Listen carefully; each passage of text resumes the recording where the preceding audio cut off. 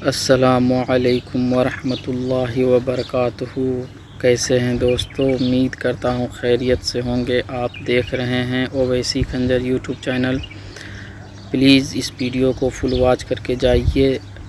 आज हर आदमी को मालूम है कि फ़िलिस्तीन में जो स्थिति है, फ़िलिस्तीन का जो हाल है, वो हर गोदी मीडिया उसको क्या कह रहा है। आप सबको मालूम है कि गोदी मीडिया क्या है, लेकिन आज उसी की ज़बानी सुनिए। गोदी मीडिया खुद कह रहा है कि फ़िलिस्तीन सिर्फ़ और सिर्फ़ फ़िलिस्तीनियों का है, इस पे इज़राइल का नाजायज़ कब्ज़ा है। चलिए देखिए इस वीडियो में क्या कहा है गोदी मीडिया। हाँ, और वीडियो अच्छी लगे तो वीडियो को लाइक और शेयर ज़रूर कीजिएगा दूसरे भाई तक, ताकि दूसरे भाई को भी पता चले। जो लोग इन्हें देखते हैं और जो इज़राइल को सपोर्ट करते हैं, उनके पास भी ये वीडियो पहुंचनी चाहिए। चलिए इस वीडियो में क्या कहा है गोदी मीडिया वालों ने। इस वीडियो को लाइक और शेयर ज़रूर कीजिएगा और चैनल को भी सब्सक्राइब ज़रूर कीजिएगा। चलिए देखते हैं वीडियो।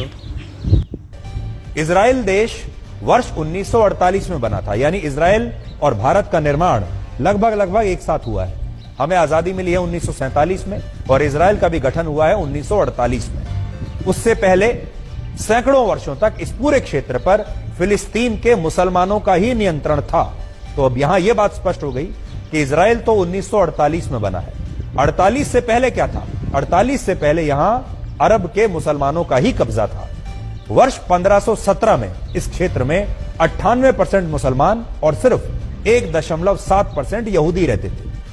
1882 में 92% मुसलमान और 8% यहूदी रहते थे। और वर्ष 1917 में भी इस क्षेत्र की कुल आबादी में 91% मुसलमान थे और सिर्फ 8% यहूदी थे। यानी हमेशा से मुसलमानों का इलाका रहा है। हमेशा ही 1917 तक 90% से ज्यादा आबादी मुसलमानों की थी। उस समय इजराइल का नक्शा ऐसा हुआ करता था, जिसमें लगभग सभी इलाके फिलिस्तीन के पास थे और यहूदी धर्म के लोगों ने यहां एक तरह से शरण ली हुई थी। तो फिलिस्तीन का असल में जो पूरा असली नक्शा है वो ऐसा था और यहूदी जो थे वो यहां शरणार्थी थे। ये बात भी सही है कि जब इस क्षेत्र पर फिलिस्तीन के मुसलमानों का नियंत्रण था, तब उन्होंने कभी भी यहूदी धर्म के लोगों को वहां बसने से रोका नहीं। यहूदी धर्म के लोग जब शरणार्थी के तौर पर इस क्षेत्र में अपने परिवारों के साथ आए, तो फिलिस्तीन के मुसलमान उनका स्वागत करते थे और उस समय तक फिलिस्तीन के मुसलमानों और यहूदी धर्म के लोगों के बीच कड़वाहट नहीं थी। ये स्थितियां पहले विश्व युद्ध के बाद बदलनी शुरू हुई। यानी ये जो भाईचारा था, ये फर्स्ट वर्ल्ड वॉर के बाद टूटना शुरू हुआ, जब पश्चिमी देशों में यहूदियों के खिलाफ बड़े पैमाने पर हिंसा हो गई। पश्चिमी देश मतलब वो देश जो ईसाई धर्म को मानते हैं, जो क्रिश्चियनिटी को मानते हैं। और क्रिश्चियनिटी को मानने वाले जो लोग हैं वो यहूदी धर्म से नफरत करते थे, क्योंकि उन्हें लगता है कि जीसस क्राइस्ट की जो हत्या है वो यहूदी धर्म के लोगों ने की थी, यहूदियों ने की थी। इसलिए इन दोनों धर्मों के बीच हमेशा दुश्मनी थी। वर्ष 1917 में जहां फिलिस्तीन में यहूदियों की आबादी सिर्फ 8.1% थी, वही आबादी 1922 में 11% हो गई। 1931 में बढ़कर 17% हुई।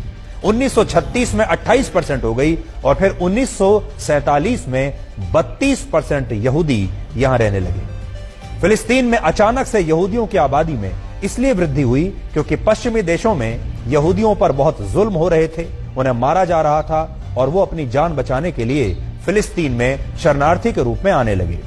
दूसरे विश्व युद्ध से पहले पश्चिमी देशों में 90 लाख यहूदी रहते थे, लेकिन जर्मनी के तानाशाह हिटलर ने इनमें से 60 लाख यहूदियों की हत्या करवा दी।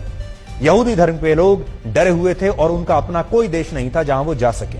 इसलिए उन्होंने अपनी जान बचाने के लिए फिलिस्तीन लौटने का फैसला किया, जिसे वो इजराइल कहते थे। और इस काम में ब्रिटेन ने इन यहूदियों की मदद की। भारत की तरह ब्रिटेन ने वर्ष 1917 में फिलिस्तीन को अपना गुलाम बना लिया था। तो जैसे हम गुलाम थे ब्रिटेन के, वैसे ही फिलिस्तीन भी ब्रिटेन का गुलाम देश था। और जब दूसरे विश्व युद्ध में यहूदियों ने अंग्रेजों की मदद की, तो अंग्रेजों ने खुश होकर यहूदियों से यह वादा किया कि वो उनके लिए एक अलग इजराइल देश बनाने में मदद करेंगे। और जिस तरह अंग्रेजों ने वर्ष 1947 में भारत को बांट दिया और पाकिस्तान के नाम से एक नया देश बना दिया, ठीक वैसे ही उन्होंने फिलिस्तीन के भी टुकड़े कर दिए। ब्रिटेन संयुक्त राष्ट्र में इजराइल देश बनाने के लिए एक प्रस्ताव लाया और फिर संयुक्त राष्ट्र ने वर्ष 1947 में ही यह तय किया कि फिलिस्तीन को मुसलमानों के लिए और यहूदियों के बीच बांट दिया जाएगा। तो सोचिए, ब्रिटेन ने फिलिस्तीन के दो हिस्से किए, फिलिस्तीन के दो हिस्से करके कहा एक हिस्से में मुसलमान रहेंगे, दूसरे हिस्से में यहूदी रहेंगे, और जिस हिस्से में यहूदी रहेंगे वो एक अलग देश कहलाएगा जिसका नाम होगा इजराइल। विभाजन की इस योजना के तहत 56% इलाका फिलिस्तीन का इजराइल को मिलना था और 44% इलाका फिलिस्तीन के मुसलमानों को मिलना था।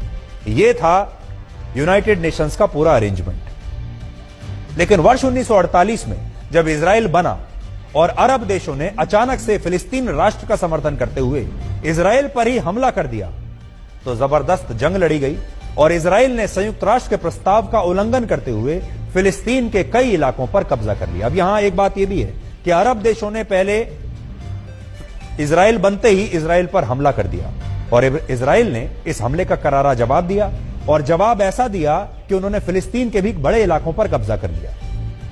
1917 में जो क्षेत्र कभी पूरी तरह से फिलिस्तीन के मुसलमानों के पास हुआ करता था, उस पर इजराइल का कब्जा हो गया और आज यहां लगभग 74% यहूदी रहते हैं और इस क्षेत्र के सिर्फ 12% इलाके पर ही फिलिस्तीन का कब्जा है। तो सोचिए, एक जमाने में जब फिलिस्तीन के पास लगभग 46% इलाका था, वो घटकर अब सिर्फ 12% रह गया, क्योंकि इजराइल ने धीरे धीरे फिलिस्तीन के बहुत बड़े इलाके पर कब्जा कर लिया और इसी वजह से फिलिस्तीन के मुसलमान इजराइल को अपना दुश्मन नंबर 1 मानते हैं। देखा दोस्तों, आप सभी दोस्तों ने देखा कि इस वीडियो में क्या कह रहा है। यही मीडिया वाले जो इसको सुन करके जो लोग कहते हैं कि I will stand with Israel, उन लोगों के मुंह पे एक तमाचा है। और इस वीडियो को ज़्यादा से ज़्यादा शेयर कीजिए। जो लोग अपने आप को इज़राइल को सपोर्ट करते हैं, उसको शर्म होनी चाहिए कि एक दूसरे आदमी किसी और के घर में जाकर रहकर खुद कब्ज़ा कर ले, तो उस वक्त उसके दिल पे क्या गुज़रता है। मेरे दोस्तों, इस वीडियो को ज़्यादा से ज़्यादा फैलाइए ताकि हर इंसान को पता चले कि ये इज़राइल जो है वो ज़बरदस्ती जो है फ़िलिस्तीनियों के ज़मीन पे कब्ज़ा किए हुआ है और ज़बरदस्ती ये लोग रह रहे हैं। मेरे दोस्तों, आप सभी से यही गुजारिश है कि इस वीडियो को ज़्यादा से ज़्यादा शेयर कीजिए ताकि हर इंसान को पता चले कि इज़राइल नाजायज़ कब्ज़ा करके फ़िलिस्तीनियों के जगह पे वो लोग रह रहे हैं। और वीडियो कैसी लगी कमेंट करके ज़रूर बताइएगा। और इस चैनल पे अगर पहली बार हैं तो प्लीज़ इस चैनल को भी सपोर्ट कीजिए, चैनल को सब्सक्राइब कीजिए। मिलते हैं किसी नेक्स्ट वीडियो में, तब तक के लिए अल्लाह हाफिज़। दुआ में याद रखिएगा। अस्सलामु अलैकुम।